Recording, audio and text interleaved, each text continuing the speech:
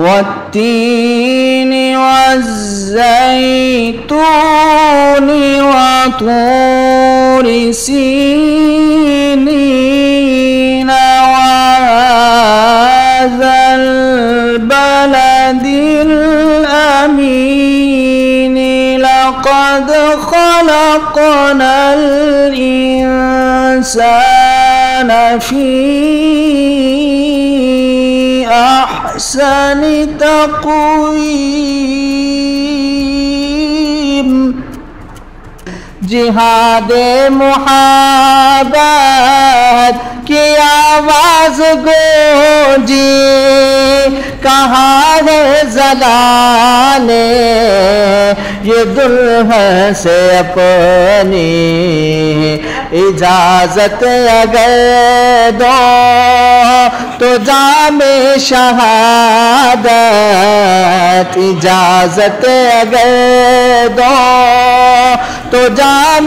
شہادت لبوں سے لگانے کو دل چاہتا ہے۔ وہ معزز تھے زمانے میں مسلمان ہو کر،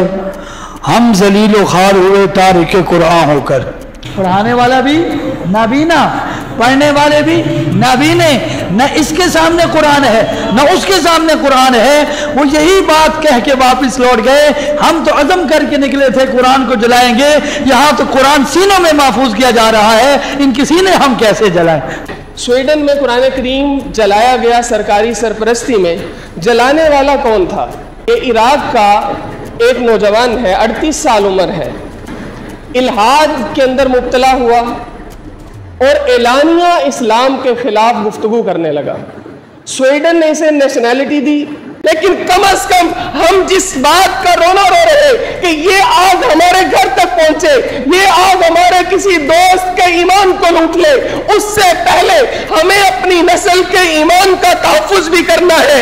اپنے بچوں کو یہ سکھانا ہے۔ تم تو اس پیغمبر کے ماننے والے ہو جس پیغمبر کے قدموں میں مکہ کی دولت لا کے رکھی جا رہی تھی اور کہا جا رہا تھا دولت لینی ہے لے لو۔ ارے تم تو اس پیغمبر کے ماننے والے ہو جس پیغمبر کے قدموں میں سرداری دنیا کی رکھی جا رہی تھی۔ ارے تم تو اس پیغمبر کے ماننے والے ہو جس پیغمبر کے قدموں میں حسین و جمیل عورتوں کو لا کے بٹھانے کو مکہ کے کافر تیار ہو چکے تھے، لیکن پیغمبر کا جملہ کیا تھا، پیغمبر کا کلمہ کیا تھا کہ اے مکہ کے کافروں، تم دولت کی بات کرتے ہو، تم سرداری کی بات کرتے ہو، تم عورت کی بات کرتے ہو، آسمان پہ جاؤ، حالانکہ تم جا نہیں سکتے پھر بھی تم جاؤ، آسمان سے چاند توڑ کے لاؤ، آسمان سے سورج توڑ کے لاؤ، میرے ایک ہاتھ پہ چاند رکھو، دوسرے ہاتھ پہ سورج کو رکھ دو، میں محمد چاند اور سورج کو پیر کی ٹھوکر پہ دے ماروں گا، رب کی توحید کا اعلان کرنے سے باز نہیں ہوگا۔